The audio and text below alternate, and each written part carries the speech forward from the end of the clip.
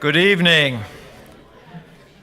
My name is Al Lucas. I'm the director of the Sustainable Energy Development Program. I've met a number of you in the room, but I haven't met all of you, so this is a real opportunity.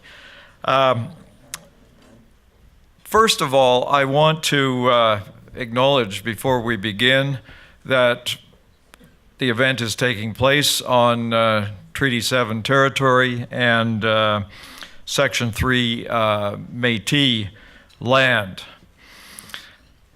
From there, I want to welcome everyone, and I want to acknowledge the people in the room, the supporters of the program, our partner faculties, the faculties of engineering, Schulich, business, Haskayne, law, and environmental design. Our students, who I can see sprinkled pretty liberally through the room, which is great. Our alumni, and I recognize a few people, but not as many as I should. I haven't been involved in the program, in the teaching part of the program, for a long time. I was involved in the program earlier on. Right now I'm based in the Faculty of Law. Members of our teaching faculty, who I see at various tables, and our friends in industry, government, and in the academy. So I want to welcome you all to our Energizing Sustainable Connections event this evening. So my job is to get things started and make the introductions. So I'm going to move to that. But first I want to say a few words about the SEDV program. Obviously, many of you know all too well what the SEDV program is about and maybe what it's not about. But for some of you who are encountering our program for the first time, it's a master's degree program in sustainable energy development. But you have to dig a little deeper than that. It's an explicitly interdisciplinary program. Okay? The courses are designed to fit together. The courses are prescribed. It's not a matter of taking a few core courses and then choosing from a menu. It's a truly interdisciplinary program. The most serious interdisciplinary program that I have come across anywhere. So that's certainly one of the distinguishing features that make this a unique and exciting program. But more than that, it's a professional program, right? It's not just a graduate program that's designed to move people along toward PhD programs and the like. It's truly a professional program. It's professionally oriented, designed with knowledge, but also with skills, with marketable skills in mind. And it's a sustainability program, but it's focused on energy. And in that respect, I think it's unique, and I have not been able to find a sustainability program focused on energy in the way that this one is anywhere else. There are lots of sustainability programs, as some of you are aware, but this one focuses on energy. So these are the features of the program, and these are things that I would suggest make this a really unique and exciting master's degree program at the University of Calgary. So with that, I want to move to introductions. I want to acknowledge initially the presence of Dana Silver from the Alumni Association. Dana, are you here? Thank you. And I want to move then to the introduction of our panelists. And I guarantee you that when I'm finished and David Millia takes over, things are going to start to move fast.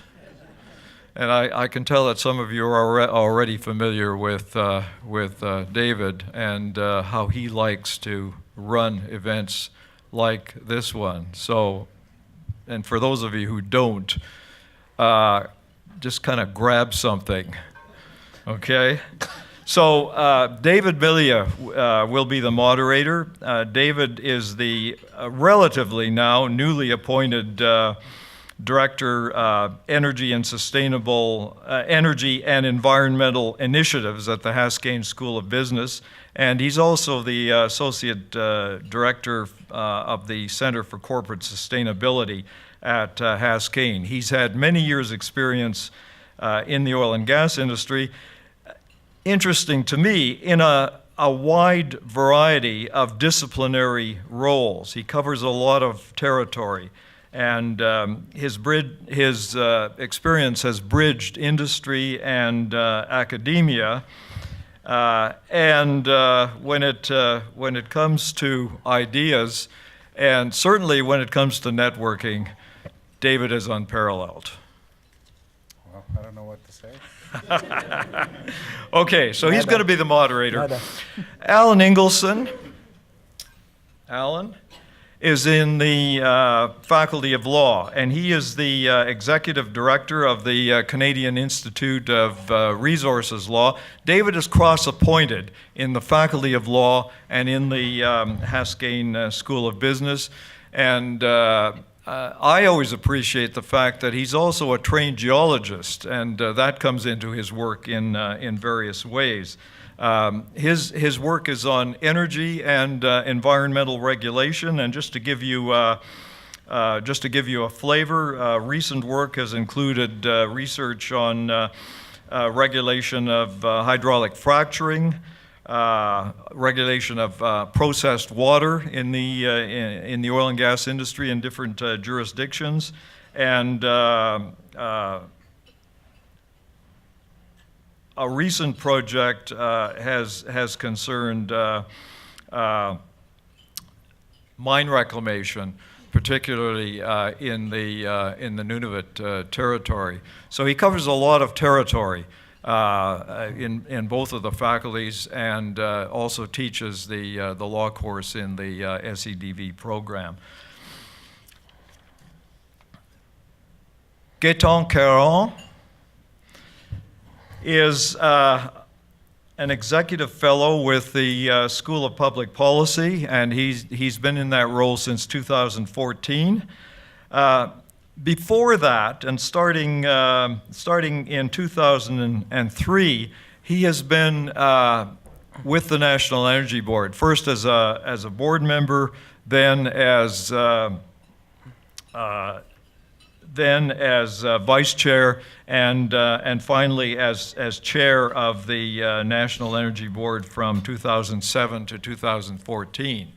So Gaëtan is a very experienced regulator, and he's been involved with the not only with the direct regulatory responsibilities of the National Energy Board, but he's been involved in the outreach work that the board has done with the public and with organizations within Canada, but also internationally.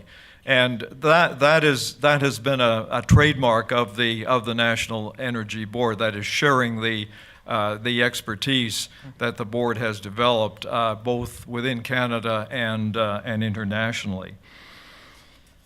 And our final panelist is Adam Gaynor. Adam is director of the Delphi Group, and there he heads the technical and sustainability services group in Western Canada. He has been involved in adaptation of novel technologies and business practices in the energy sector, and has over 10 years of experience in the sector and in the kind of work that he now does at Delphi. Previously, he was with the Pembina Institute. And I want to add, you will have noticed in the brochures on the event that David Wheeler was listed as one of the speakers, and unfortunately, David is unable to attend this evening. He is ill and on the advice of his doctor, unable to travel. He wants to express to all of you his disappointment not being able to be here. So just to kind of tie that back in, because some of you may have wondered about that. So with that, I want to turn it over to David Millia, and we'll get into the fun part. Right, David? Yes, absolutely. And I guess you got to strap your seatbelts for me, given that introduction. So get ready. Hold on to the sides of your chairs. I want to start by alluding to a card that's at your tables. And on it are sort of questions that we're going to be discussing tonight. But more importantly, you're going to be discussing as well. So we're going to start, how the night's going to go is we're going to discuss probably one of these questions. But before we get into one of the other ones, there's going to be a break, and you at your tables are going to discuss them. Yeah. And then I'm going to come down, so don't think it's a free dinner here or close to free, I would say. You're going to put in some work tonight, and then I'm going to come down. You're going to give us your feedback on what your table discussed, and then we're going to come back, and the panel is going to answer that as well from a subject matter expertise. So I want to set that precedent, because if some of you thought I'm going to come, relax, have a nice dinner, going to listen to some handsome man up on stage, then I'm going to go home. No, you came to work. I'm going to put you to work, okay? So I've set that precedent. Get ready.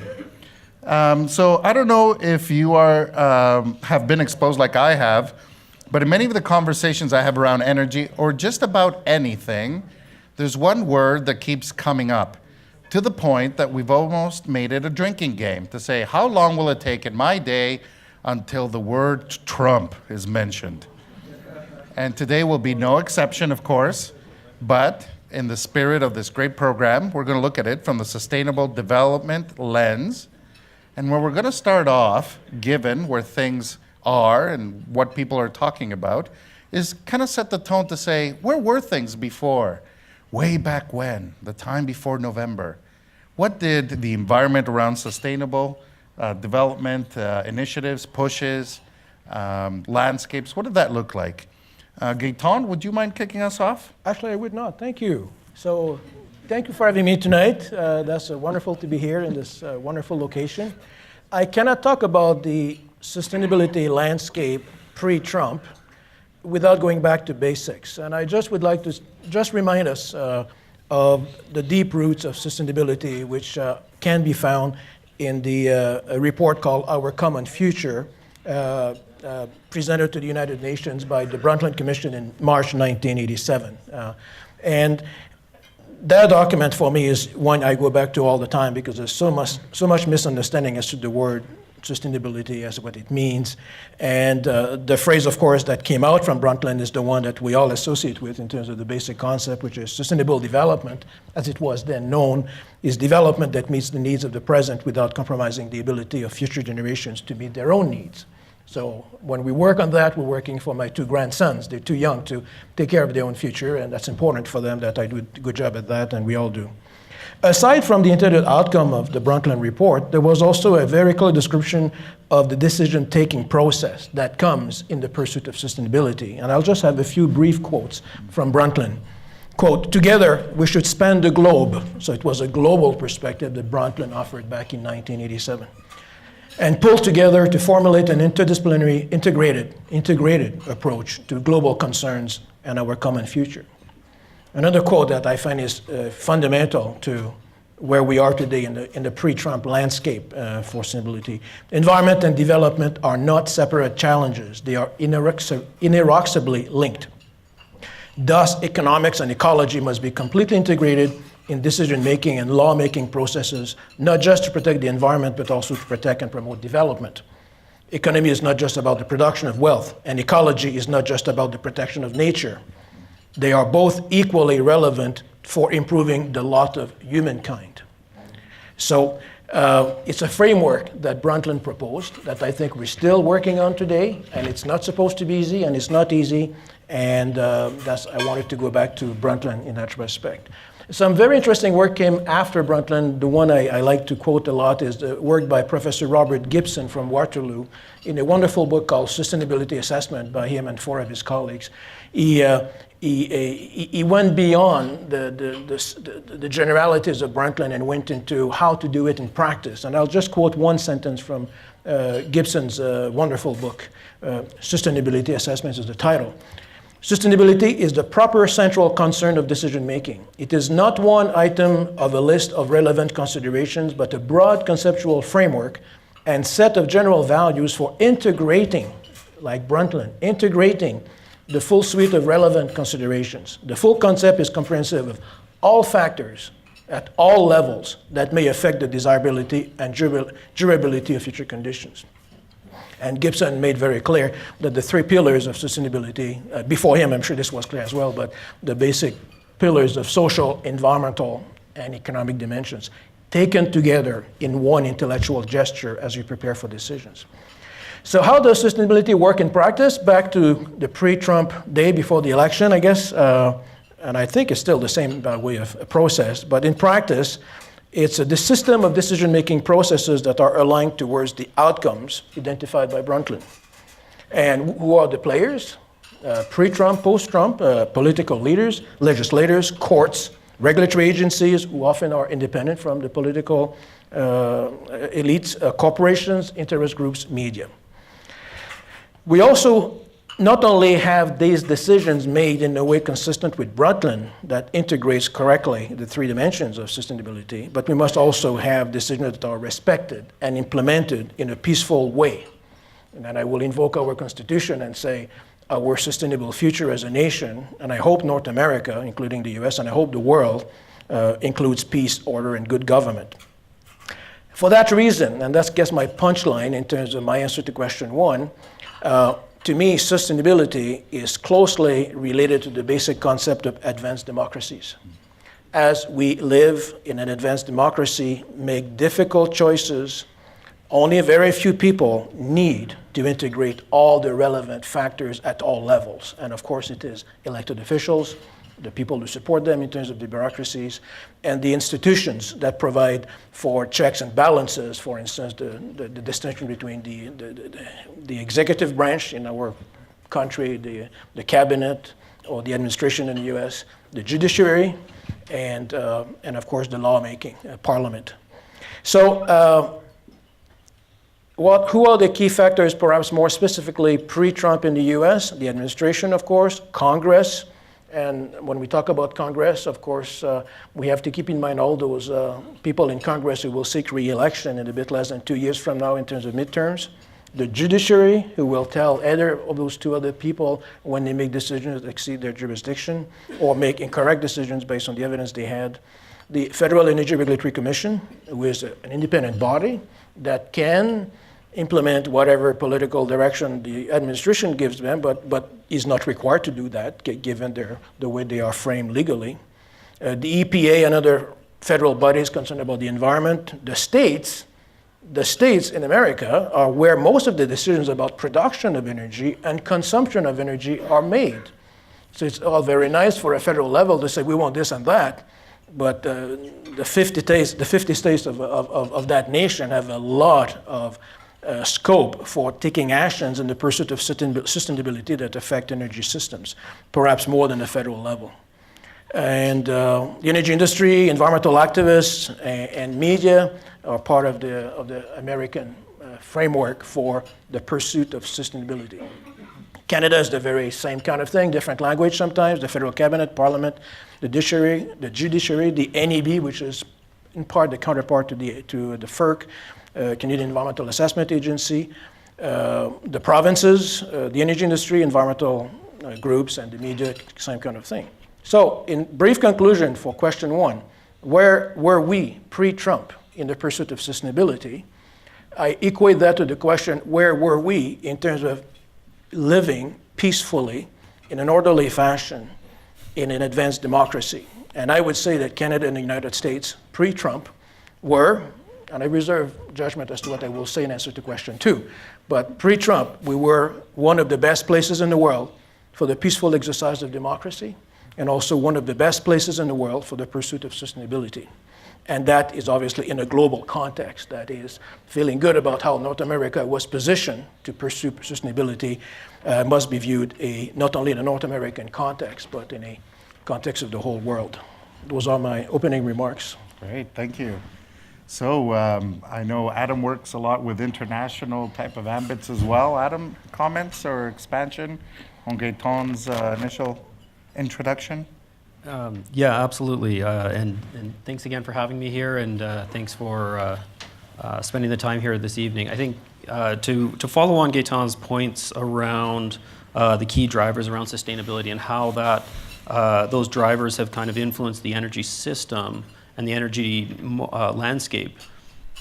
It's important to recognize that the global perspective that Gaëtan mentioned is crucial to understanding where we were at pre-Trump. There's constants that existed in the energy markets that are going to persist throughout this conversation. The market signals that are overarching a lot of the decision making that happens within organizations, within governments, are contributing to the key decisions and the direction that many jurisdictions are taking their energy systems. So pre-Trump, there's been an evolution of the conversation to understand what those drivers are. And I think it boils down to understanding the global population, the demographic changes that exist, the requirements that are going to need to be met over time and into the future, as well as the ability for other jurisdictions and other areas of the globe to provide solutions into the energy system and share that globally. So the ability for the U.S. to influence the direction of that initially, provide innovation and technologies that can then get manufactured at very low cost and drive costs down to provide alternatives to conventional energy systems has been a key trend that we've been seeing persisting over time. There's aspects of that policy influences, and I think mainly the influence that it will do, it can either accelerate or slow down the pace at which some of that innovation happens in the adoption of those technologies. But the market factors and the market signals are existing, and they continue to exist throughout that process. The second is the demand. So the global demand for energy is on a trajectory that is set in motion, that's out of hands of most policy measures that can be taken. So I mentioned the demographic changing, the ability for us as a society to provide adequate energy resources to the influx and the growth in the population globally, and also the changing population that will end up being moving into the middle class, getting more access, more need. We want to be able to provide that energy to the world. Understanding how we do that, I think, is the key question that we've been trying to grapple with, and understanding what the drivers are that are influencing the decisions around how we provide that energy is a key question that has been laid out and has set the stage for when any policy maker comes into office. They have to contend with that, and they have to understand the global system and the global markets that are in place. The key things that I think, specific to U.S. policy and Canadian policy is the way that we've been able to use policy to help influence the other drivers for creating energy, delivering energy, and consuming energy in a way that doesn't have the necessarily negative impacts that are typically associated with some of the conventional fossil fuels. That's been an overarching driver that was accelerated through some governments. There's still the polarization that existed in Obama's time that prevented a lot of the pace of adoption of some regulations that would help to influence how that happens and the pace at which those transitions happen. But there's the area where there's a greater influence and a greater ability of policymakers to influence the decisions that are made. The last thing that I'll mention is the ability for the corporates, the organizations that are making decisions around where investments are placed has also been something that has been contributing to how the sustainable energy development landscape looks. There's an absolute understanding from many of the largest organizations in the world that there are key environmental, social, and economic considerations that have to be factored into their business decisions. And as Gaetan mentioned, that back starting early 70s and 80s, those conversations began to happen. It's now become embedded into the way that these organizations are making decisions and how they're assessing the risk associated with the decisions they make. So that risk framework that they are now using and placing on top of their decision-making process is something that has developed in order to address those concerns around climate change, around providing adequate energy to emerging populations, and doing it in a responsible way. So I think those are the kind of key points that I'd like to start off with setting up the pre-Trump energy landscape, and then we'll kind of evolve into the conversation around how things are changing as we go forward. Great. So we're getting there. You need to start maybe thinking that you're going to have a conversation soon. But before you do, Alan is going to tie it all together a little bit more pre-Trump. Alan? Well, I'd like to pick up on Adam's point there in terms of what had happened. If we look at 2013, President Obama announces a climate action plan. He directs the agency that he's responsible for as president to work hard at setting federal standards for emissions from power plants in the US. And he had significant challenges in terms of facilitating that. That was 2013. 2016, beginning of 2016, that plan is stayed by the US Supreme Court. The US Supreme Court did not strike down that plan. They didn't talk about the substantive merits of that plan. But this illustrates the fact that the President of the United States, the way their legal system is structured, has less power than the Prime Minister of Canada. Checks and balances that you've heard about. And I would say one has to keep this in mind in terms of evaluating the influence that this president will have and comparing it with the influence that the previous president had. Another, I think, important consideration is the role of economics in this.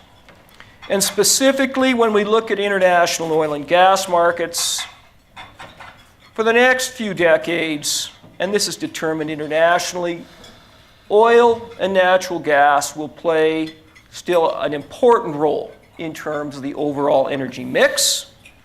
In a North American context, the shale gas revolution that started in the United States and has picked up steam over several decades will continue to play a very important role in terms of supplying.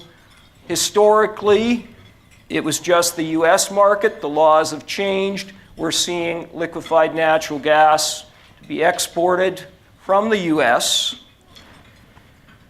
And thirdly, I think if we look at this in terms of sustainability, if we're going to really move on sustainability, and this was one of the key considerations in terms of the pre-Obama, or I should say the pre-Trump era, energy efficiency is a critical component of moving towards sustainable energy development.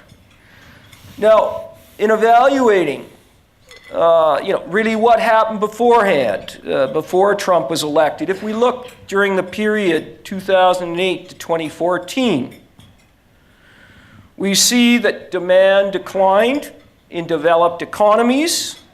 of the OECD. I certainly don't think that that's going to change in terms of under President Trump, while the demand for oil and gas increased in countries such as South America, the Middle East, and in particular Asia. And I think as we move forward since the election of President Trump, that will continue to be a major driver of what we do in terms of energy.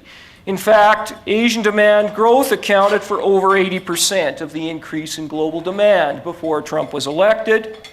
And yes, things have slowed down in China somewhat, but still, that's really going to drive what we do both in Canada and the US. In terms of production declines, disruption in the Middle East, largely in regions where you have civil strife, sanctions, or sector mismanagement, has been picked up basically by increases in US production. And I think we're going to continue to see that. In terms of where we're headed, we're currently in a phase of significant rebalancing. Oil demand growth potential remains high, again driven by Asia, just like it was before Trump. And the key economic factors to keep in mind: costs, environmental policies, global demand, technological innovation, new production frontiers, and geopolitics.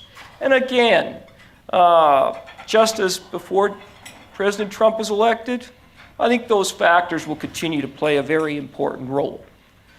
In terms of renewables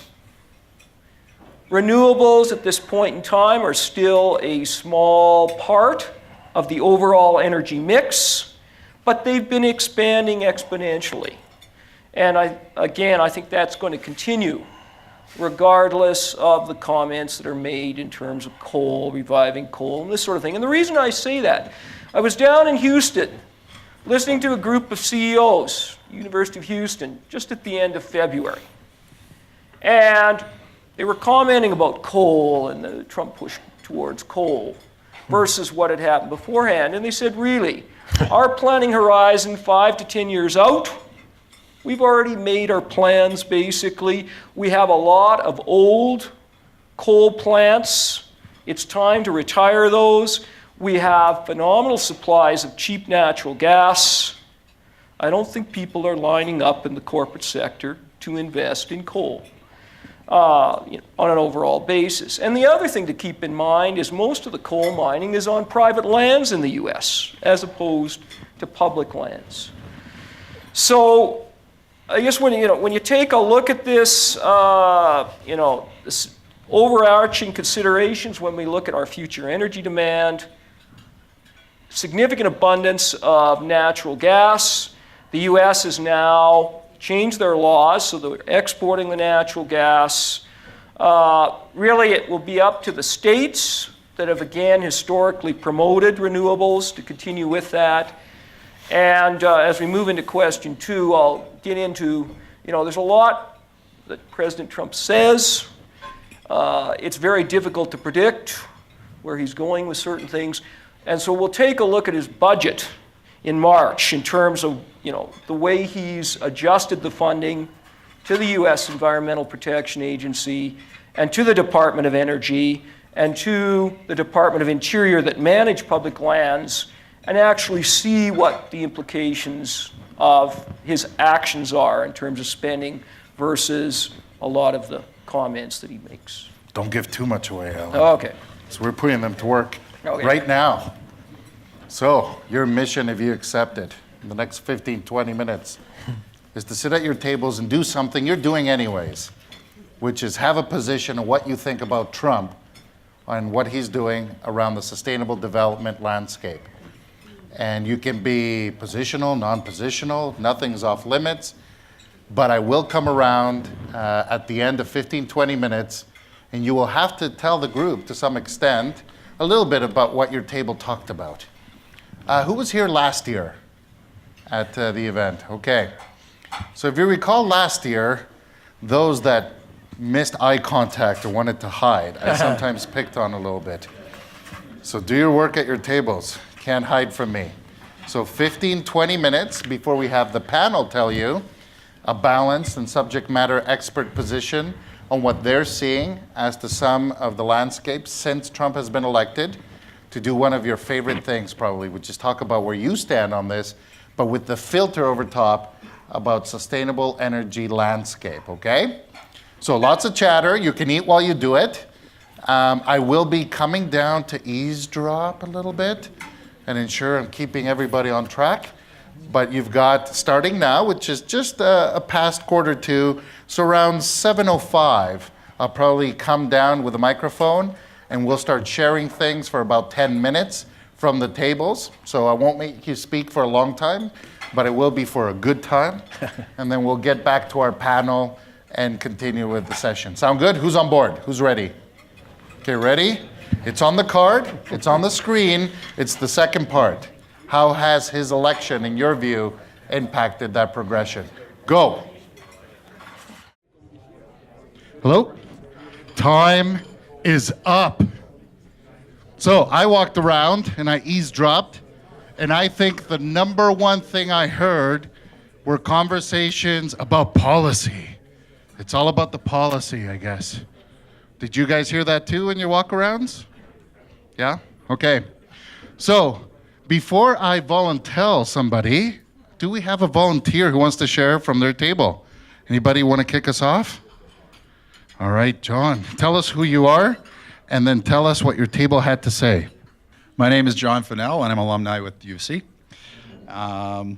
We actually discussed about, we talked about whether sustainable development landscape looks different post-Trump versus pre-Trump. We had a very spirited discussion around that. I think we came to a conclusion that if we look far enough out into North America, it hasn't changed at all, because it is a global perspective. It might have changed locally, and there might be a little bit of rebalancing going on with respect to the economy and the environment and how that'll impact society. But on the broader scheme of things, the United States being one of the major economies of the world, not the major economy of the world, I think that the influences globally are just going to keep track with where they're going. Okay, thank you.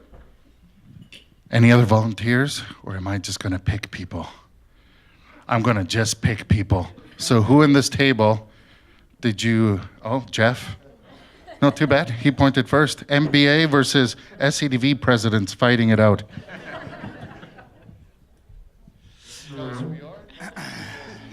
30 seconds. I can't really remember what we talked about, but That's not good, Jeff.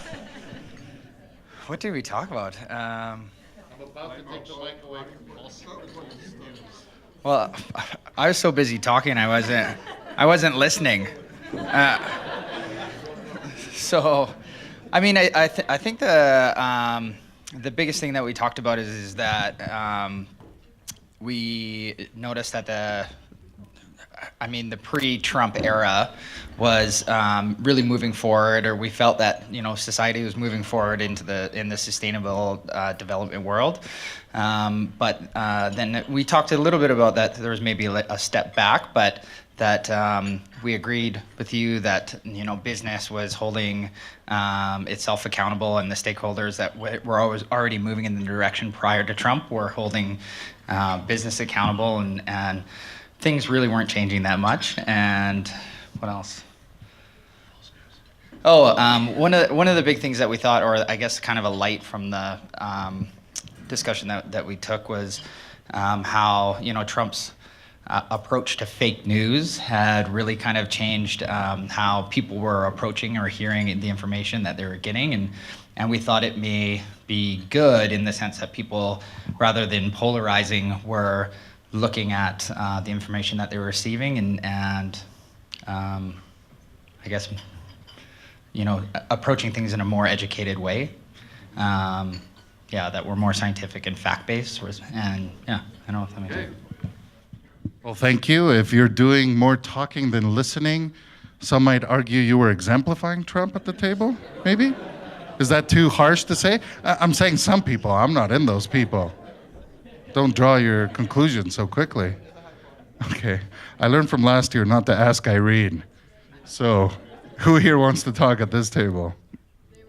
The one that's drinking. There we go. Done. Done. Tell us who you are and feedback from the table. You can do it. I will try my best.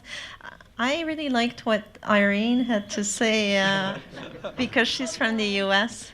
Oh, I forgot to say my name. I'm Danielle Tardes. I'm a student full-time. We got 30 seconds. Because she was saying that although Trump, wants to impose things, each state has a lot of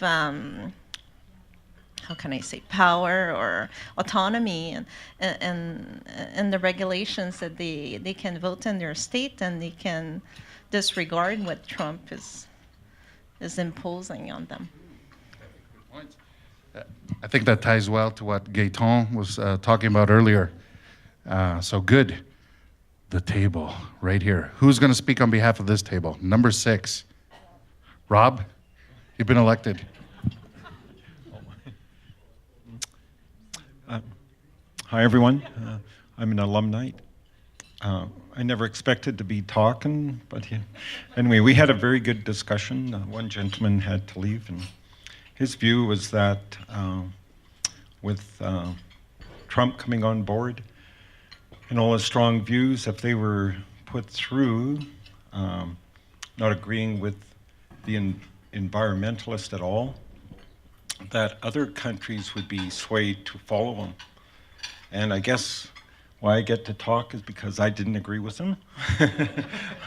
I figure all the countries signed on to the Paris Accord, and the States is too, but I'm sure if it could be, I'm not sure, but I think Trump would like to not be in the Paris Accord. So we more or less, I think we had agreement that they're polarized, all those on more environmental agendas, and then the Paris Accord would stay there, and the U.S. Wouldn't affect them. Okay. Thank you very much. I just want to state that I like putting people on the spot like that, so we hear from many people. Because sometimes, otherwise, you would just hear from people like me, the loud guy in the room that always likes to talk. So we're going to come over here to this table. And who is the speaker for this table? Table number 9. Josh, you said no, so now it has to be you. Josh Martin, I'm with Suncor. I don't know, we had a bunch of different discussions here. What are some of the things I should summarize? I'm not even sure what you said. You'd have to say that. Maybe I'll give it to you after real quick. One of the things I think we had all nodded our head a little bit was that we're not really sure he's been in office long enough to have had a big enough impact yet, and that I think his real impact is kind of still to be seen. That it's still kind of early days, and obviously there's been things happening and there's been some changes, but what that really means for sustainability going forward, we don't know yet. Yeah, I've seen no impact at all so far. It's good. So those of you on the main platform, you scaved. I'm going to the back to wrap up a couple more thoughts, and then we're going to go back to our subject matter experts. So I heard a great conversation at table number 13. Who is the designated speaker? That's it. I was not supposed to. Okay. Okay, I'm Alejandro. I'm a student. Many things.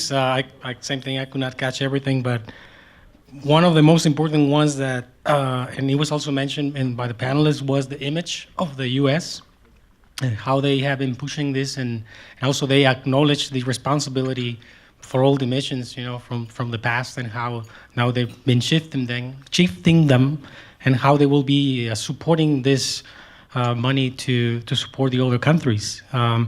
And at the end, I think, so the way that he's just putting threats and putting uncertainty is also kind of put in balance with also the comment about the limited power that he has, And even just yesterday that they had like 2 people from the cabinet saying, yes, go ahead with Paris, and 2 other people saying no.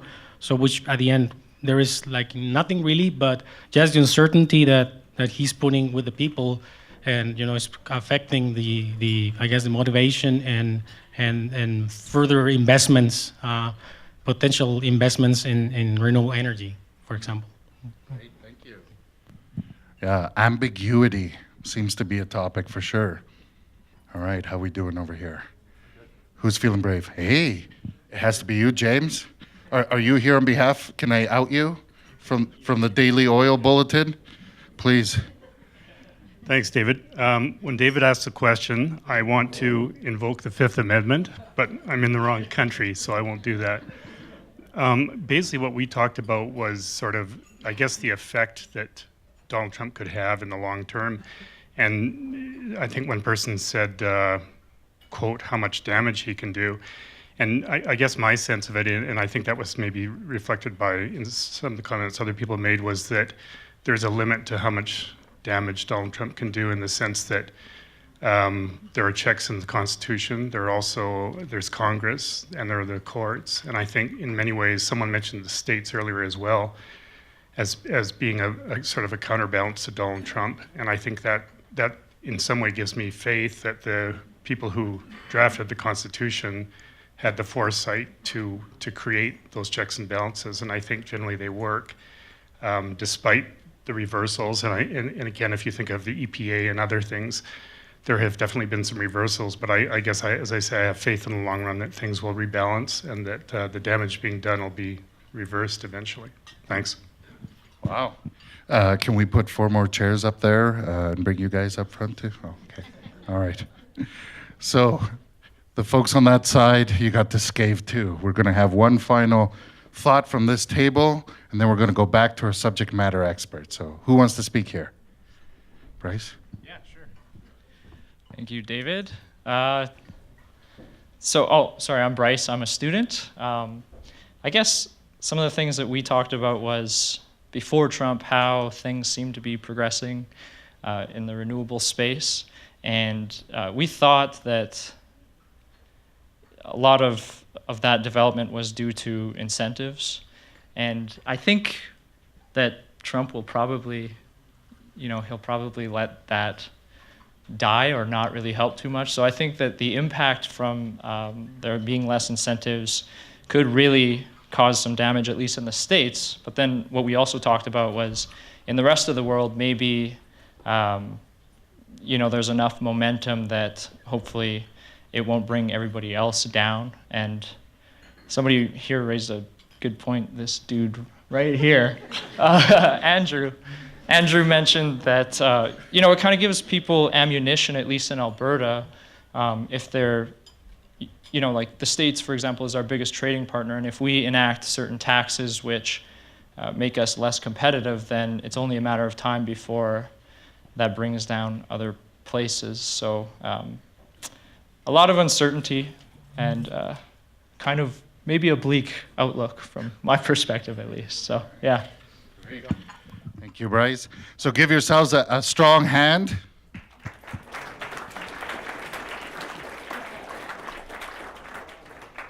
So from he has no impact to maybe he does, he creates ambiguity, to maybe things he can't do or maybe he can.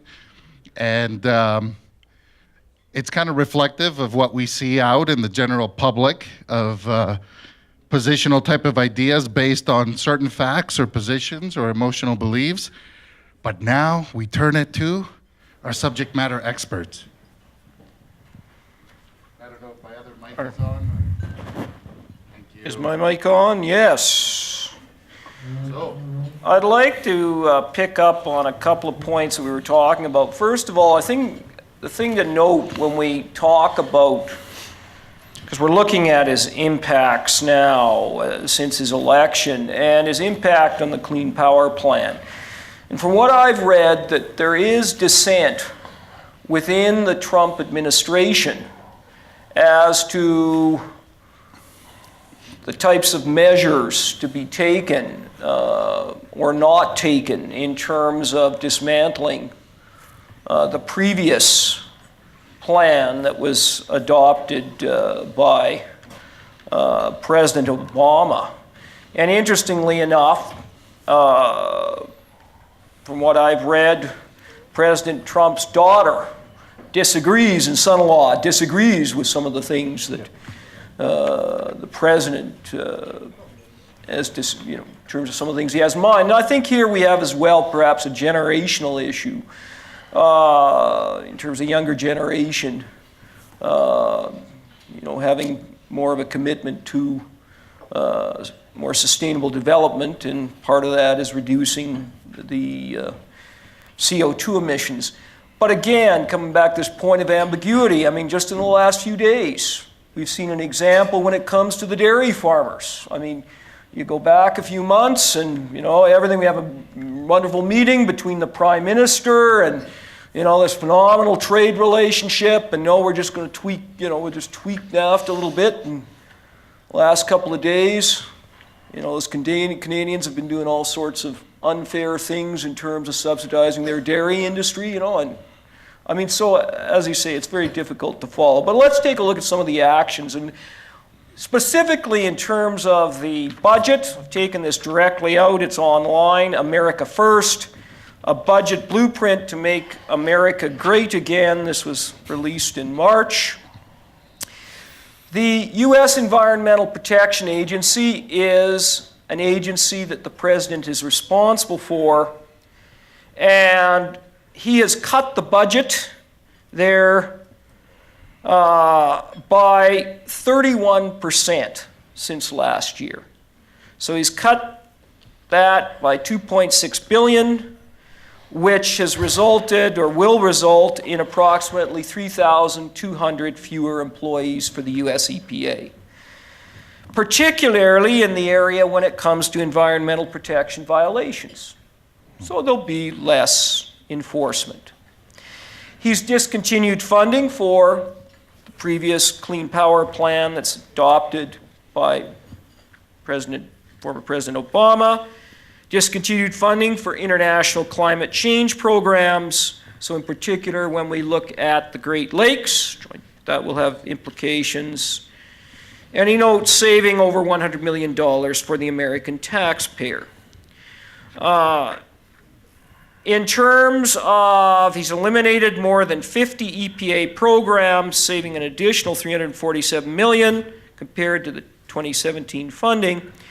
And one of the programs in particular that he ceased funding, that he figures is a lower priority, is the Energy Star program, which provided federal funding for energy efficiency in homes, particularly in terms of solar energy.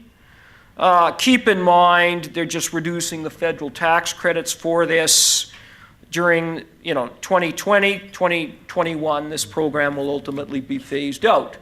And the reason I mention this is our provincial government at the end of the month is basically adopting a similar program, introducing a similar program here to encourage energy efficiency. And again, it's a program that our federal government under the Eco Energy Program, again, a similar type of program. So clearly less funding for reducing emissions and enforcement of violations under the Clean Air Act, which is, we don't have an equivalent yet, we're moving towards that, but setting national standards for the emissions from their clean power plants. If we move on then to the Department of Energy, and again, this is in his 2018 budget. He's providing $120 million to restart licensing activities for the Yucca Mountain Nuclear Waste Repository. These investments will accelerate progress on fulfilling the federal government's obligations to address nuclear waste and enhancing national security. So nuclear is a winner. That's one of his priorities. And part of this, to protect human health, he's providing $6.5 billion to advance the environmental management program mission of cleaning up the legacy of waste from nuclear sites in terms of nuclear weapons production. He also is providing funding for electric grid resiliency activities and cybersecurity that turns into the electric grid. Again, trying to improve electricity infrastructure for the American people. And he will continue the necessary research, development, and construction to support the Navy's current nuclear fleet and enhance the capabilities of that nuclear fleet. So clearly, you look at Department of Energy funding, the focus is promoting increased use of nuclear. The final key departments, Department of Interior, and that's the department that manages the development of energy, both hydrocarbons and renewable energy on federal lands, which in the US includes tribal lands, just like our First Nations lands in Canada are under federal jurisdiction as well. So in his 2018 budget, for the Department of Interior, he's cut that budget by 12%. So in terms of spending, his focus is on strengthening the nation's energy security by increasing funding for Department of Interior programs that support environmentally responsible development of energy on public lands and offshore waters. So translation, he wants to support, he's supporting through the budget increased oil and gas production, both offshore and onshore in the US. And then he's providing more than $900 million for the US Geological Survey to focus investments in essential science programs. So these aren't commercialization type programs, but these are sort of more basic science, including research and data collection that informs, quote, and I quote, sustainable energy development, responsible resource management, and natural hazard risk reduction. So that's really the focus. So again, 31% budget cut for the EPA, negative impacts in terms of reducing emissions. 5% budget cut for the DOE. The DOE expenditures are for nuclear waste, grid security, grid resiliency, cybersecurity. Department of Interior, federal lands, there's a 12% budget cut. He's directing the funding for increased oil and gas and coal development on public lands, which of course translates into increased revenues for the US federal government. And that includes increased energy development on tribal lands. Really the focus based on these actions in his budget is US energy independence.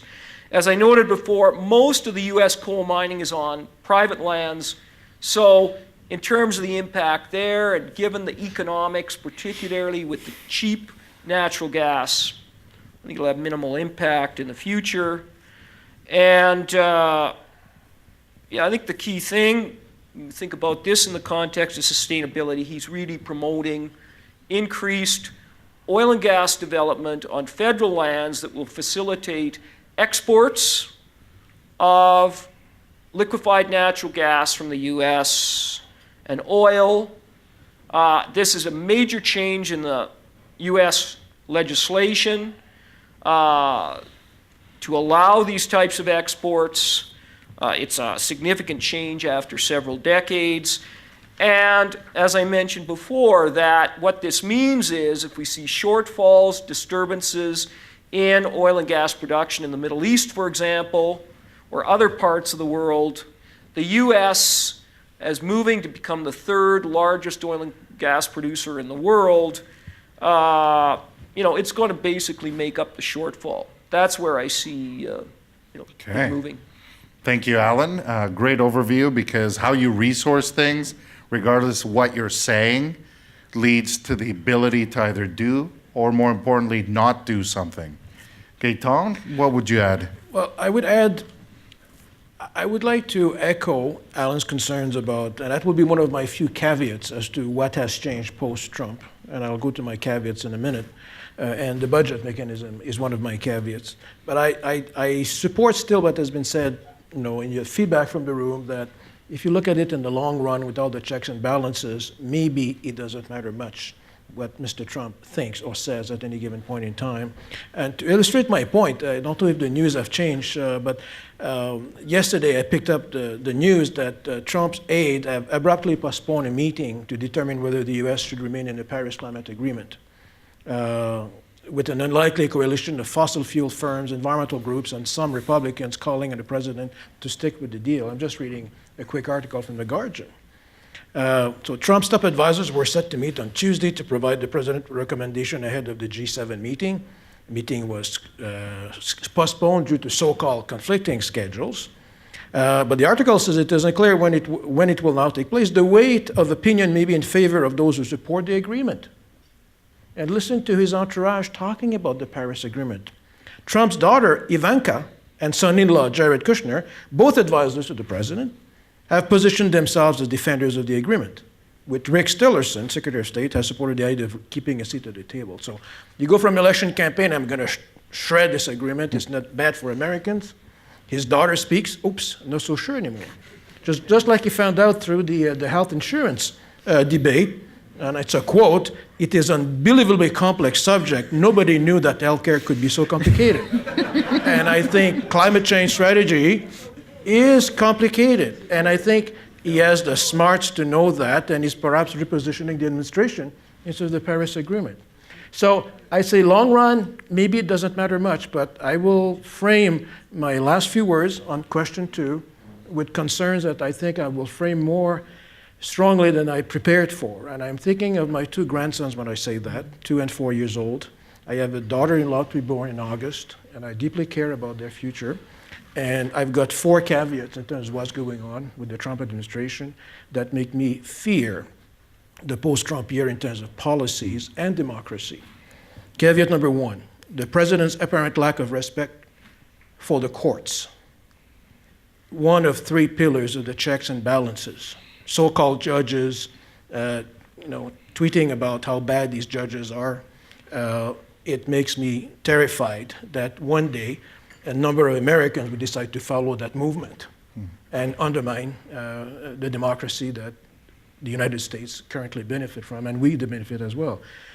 Caveat number 2, the president's apparent lack of respect for free speech and freedom of the press. To censor a major media outlet at the White House conference. I thought you would only see that in movies, in horror stories, but it's happening. Who can listen to the press conference depends whether the media outlet is aligned with the president's views of the world. Third caveat, you covered it, Alan, well, the apparent lack of respect for some American public institutions, which he undermines through the budget process, notably the EPA, which is to me the most troublesome. And fourth, the president's lack of appreciation of the cost to his own people of protectionism. Economics 101, macroeconomics 101 demonstrates clearly, beyond a shadow of a doubt, that if you impose barriers, you're going to make your people poorer. And he's not informing the people of that by erecting obstacles to free trade, someone is paying a price somewhere for protecting a job which is outdated, which is using old technology, which has no future, redirecting resources away from more productive purposes, such as investing in leading-edge technology. Fifth and last caveat, I struggle to put it in noble terms, but I will put it anyway. The president's lack of appreciation of the value of diversity and his own tendency to promote conflicts to gain to make political gains. And I find that very unsettling, that cumulatively, if many Americans follow that trend, it represents to me a decay of society, of democracy, and is a major obstacle to sustainable development or to sustainability for the world. Thank you. Wow, thank you. Adam, wow, follow that up and give us your thoughts. Tie it all together here. We laughed and then he hit us. He hit us with truth. Yeah, no, so I think I was truthful. Having covered the budget process, some of the risks, the areas of influence that Trump currently has is critical to understanding where there is a potential impact and then how that impact translates to other markets. In Canada specifically, there's obviously an influence on decisions that are made in the US to our energy system and our energy market as well. So following up on that, I think one area that I wanted to tease out a little bit more and then have a question back to the group is around the signals that the election gave, and what does that mean? So we talked about protectionism and the nationalistic sentiments that came through the election. One area that the U.S. has shown leadership over a number of years and has been a global leader in many ways is showing leadership in providing a system that develops, researches, and commercializes technologies in the energy sector and gets that out to the system in the U.S., but then globally as well. And it influences the ability for the energy system to modify and transition and adopt the most cost-effective and the most efficient options available at the time. So that system starts at research universities, at research institutes.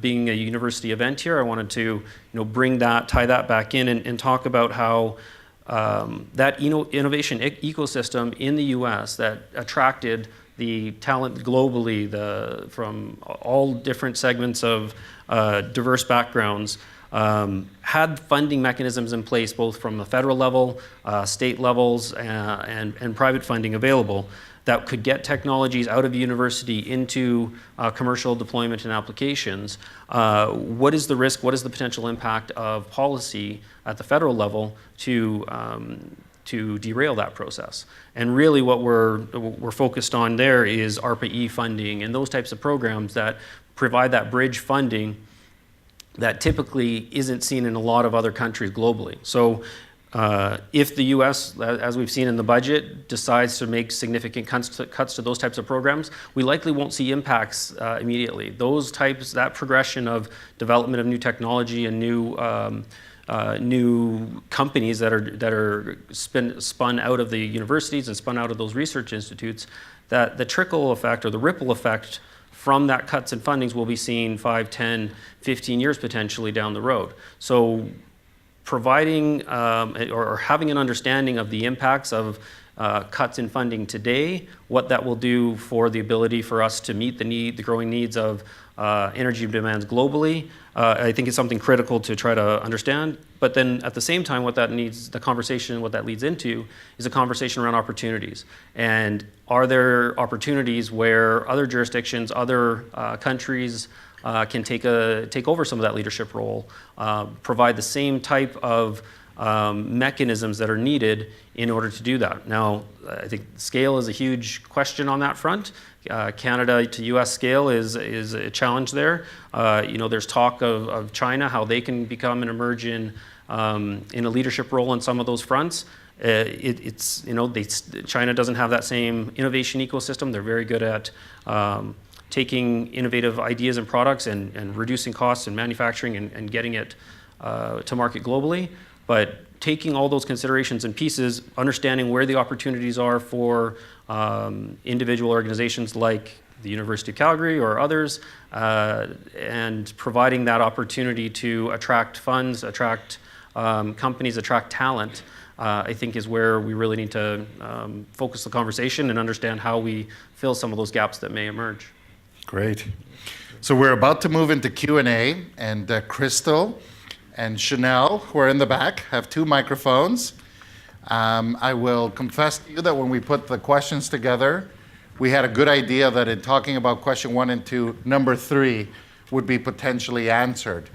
And so what I'd like to do, and starting with you, Adam, is in 30 seconds or less for each of you, before we move into Q&A, is to speak to the audience and tell them pretty much what opportunity and challenge is the major thing you want them to take away from this chat as they go after we finish up here close to 8 o'clock. So take it away, Adam. Okay, so I kind of alluded to this topic a little bit in the end of my last statement there, but major challenges I think we need to be cognizant of and thinking through in the near term here, and especially as we see the uncertainty evolving, is understanding where us in our respective roles here in the room can have an ability to think beyond the conventional markets and conventional systems that we typically rely on as Canadian energy. As a Canadian energy system, and think globally. Think, is there opportunities where we can then fill a gap, fill a role, translate those challenges that we're facing selling into a market in the US to an opportunity to develop new technologies, develop new attracting funds, resources, and talent to our energy system here. Alan, 30 seconds or less. Opportunity, challenge. They need to know. Well, I think the opportunity here for Canada is with this insular view and the more restrictive immigration policies in the U.S., we have an opportunity to attract very bright young minds. I think in terms of the challenge, phenomenal capital requirements for the development of renewable energy. And where is that going to come from on a global basis? I think that's a significant challenge. And I think the third one, again, coming back to my point about energy efficiency, it's a critical part of the sustainable development piece. It's not sexy, and hopefully the politicians will be able to promote energy efficiency further. I think that's the key element here. That's been noted in several reports by the International Energy Agency. I personally think it's super sexy, just so you know. Okay. I feel that you might have stolen one of Gaetan's, but that's okay. Well, 30 seconds. I will acknowledge that. Key challenge to me, protect our democratic values and protect our public institutions. And if we have reasons to criticize them, be specific and a proposed solution, as opposed to those can't trust them or hip pocket of industry kind of, which I think is undermining democracy when you don't have a reason for criticizing a public institution. On the opportunities, Alan stole my thunder. For Canada, vis-a-vis our competitor, the United States, in terms of the world market, long-term, where technology, bright minds, diversity will make us win, we're way ahead of the Americans, and I celebrate that. Great. So, we are now entering Q&A. We have about, I would say a good 10 minutes at least. Who has a question, raise your hand, and we will get a microphone. And please wait for the microphone so we can all hear you. And feel free, because we have two mics, so as one starts, if you raise your hand, we'll bring the mic and we'll start alternating in between. Please stand, tell us your name and your question, and if you want somebody in particular to answer it. My name is Juan. I'm a student also, hoping to finish in August. And my question goes mostly to Adam. So, and we know Trump is going to cut a lot of research from the funds, but also we heard last year that there's like Bill Gates and all these important people supporting with 1 billion funds. Do you think that can somehow offset all the cuts that Trump is planning into research and development in the U.S.? Okay, I'm not quite sure whether that's great. You said, okay, there's people putting, can you repeat your question, or maybe, yeah, just there. Yeah, like last year, one fund was raised between Bill Gates and yes, all these Warren Buffett, and they committed 1 billion for clean tech and lower carbon technologies. So do you think that can offset all the cuts that Trump has planned for this university research, all these kind of technologies? Well, in terms of compensating for that, I think the major impact of the cuts we're going to look at in terms of enforcement, in terms of the US EPA. He is still funding at, we'll say, more the basic scientific research level versus the commercialization level. He's still funding the basic science level, with the focus being on the U.S. I'm not sure, in terms of looking at the long term, how that's going to impact the U.S. and globally in terms of if we're thinking about promoting through technological innovation renewables. It's pretty difficult without looking at the specifics as to how that funding, in both the Gates Fund you're talking about and in terms of his funding for the DOE is going to play out. I mean, I pick up on your point. I mean, there's been some significant technological, breakthroughs, and I'm thinking of sort of the National Renewable Energy Labs in the U.S., which have been shared internationally. But it's, we're early days to see what the actual impact will be, I'd say globally. Okay, Chanel? And if you have a question, just raise your hand so Crystal can come to you after she's done. John Finnell here again. This is around energy, particularly unconventional oil and gas, or shale gas, if you want to call it, tight formations. We've seen south of the border some significant development of LNG terminals, and now they're actually shipping. Where do we fail? Where did Canada fail as a country to actually actualize that opportunity here? We have world-class reserves. We have the technology. We're engaged in the development of that, and we have yet to have one LNG terminal manufactured in this country, knowing that it's even more economical to have the LNG shipped from here to Asia as it is from the United States. So it's a broad question, and it can come from the environmental aspect, the social aspect, or the economic aspect. You can pick, but where did we fail? I would say the failure, if there is one, but the failure is that we have a clunky method of governance when it comes to integrating the various considerations in terms of indigenous rights and economic gains and social and economic consideration. We are far away from having reconciled with indigenous peoples. Many of those LNG plants are on the west coast of Canada. While less controversial than oil terminals and the gas pipelines feeding them being less controversial than oil, they are not without controversies. And I'd say that as a nation, we have 100 and some years of neglecting our relationship with indigenous peoples. I think we're paying the price right now. And we may have also been cut the contagious illness call, you have to earn social license before you do anything, a concept which has no meaning unless you want to fight something, and different people use the same phrase for different purposes. And we have lost the ability to make well-reasoned decisions that cause pleasure and displeasure on the part of those who are affected by those decisions. And therefore, political leadership has been perhaps a little lagging. I didn't say lacking, but lagging in terms of making clear yes decisions or clear no decisions. So the legacy of the way our society has evolved and the work remaining in terms of reconciliation with indigenous peoples, and I'd say the clunkiness of decision-making processes, going back to Brundtland, and the necessity to look at things in an integrated way, I think we have ways to improve that, and I hope the EA expert panel and their recommendations and the government's response to it, and the NEB modernization expert panel and their recommendations will go a long way towards bridging the gap between an ideal set of institutions and decision-making processes and the ones we have today. So we have time for about 2 more questions. We'll go to Crystal.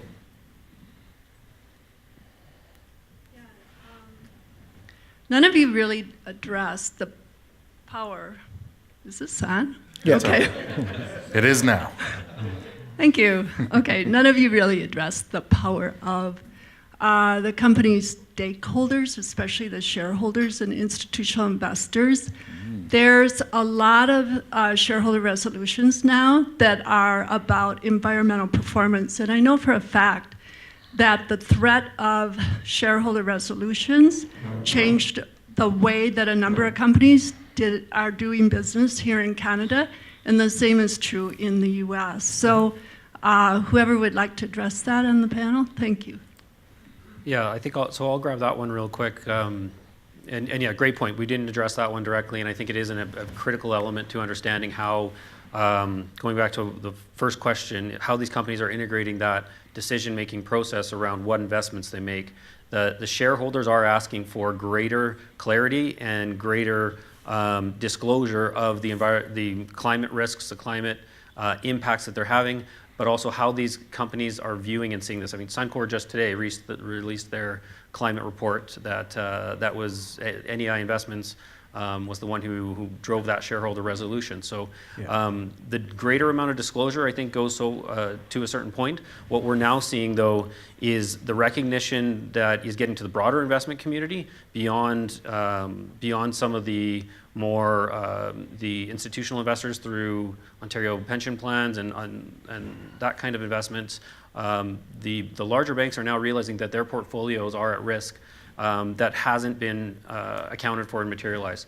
So we are seeing a greater amount of integration of that. You see that in the U.S. in particular with some of the major tech companies, Google, Amazon, and Apple, all going to 100% renewables for their power supplies. And when you add up the amount of power they're actually procuring through the renewable energy markets in the States, it's a massive amount. It is it's equivalent to a lot of the energy demands and consumption for a lot of the companies here in town. So it's not something that can be ignored anymore. The investment community has realized that it's an inherent risk to their investments, and if they don't require it through shareholder resolutions or other mechanisms to force companies to do that, they're probably going to take their money and invest it elsewhere.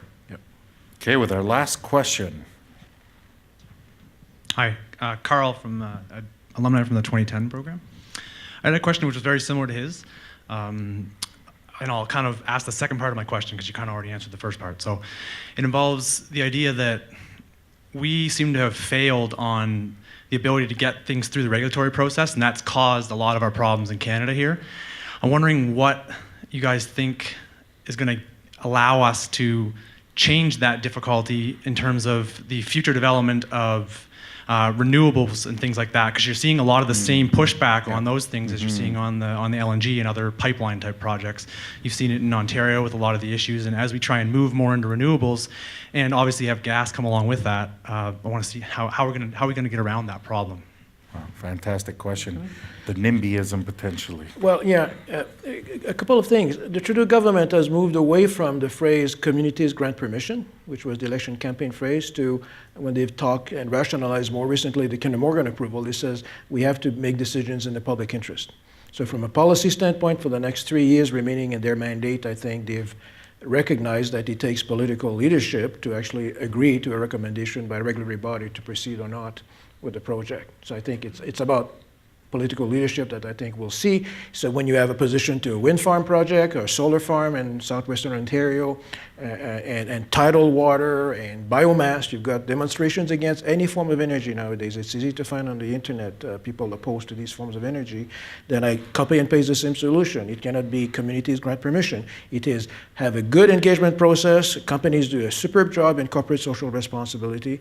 Governments take the responsibility, look at the project with the lenses of the public interest, keeping in mind that they will disappoint people and they will face the electorate at the next election cycle. And that's the way it's supposed to work in a democracy. On the regulatory process, I don't know what has failed in them. They have delivered the recommendations to the government as per the legislation passed by Parliament within the prescribed time limits. They've been criticized for taking too long and too short, for not listening to everybody when Parliament asked them, in the case of NEB, don't listen to everybody. You're not allowed to listen only to those directly affected Canadians. They've done that. They finish the job, and they get criticized for doing what Parliament have asked them to do as per the direction of elected officials that we put in Parliament.